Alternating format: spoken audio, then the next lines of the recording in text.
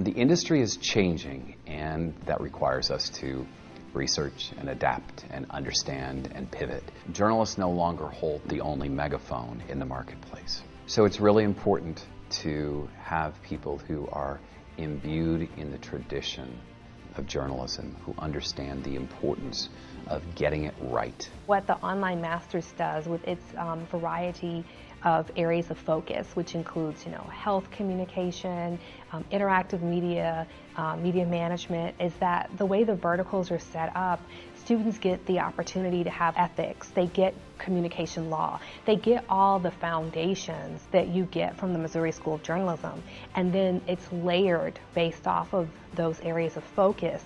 The Mizzou method made me very clearly, from the undergraduate program that I did when I was younger to set me up for a wonderful professional career that I'm very proud of. When I was looking at online programs and looking at a master's degree, frankly, there was no other university I even bothered to look at. I knew I wanted to understand and work with the faculty members who understood the professional development I was seeking, but also understood the academic success I was looking for.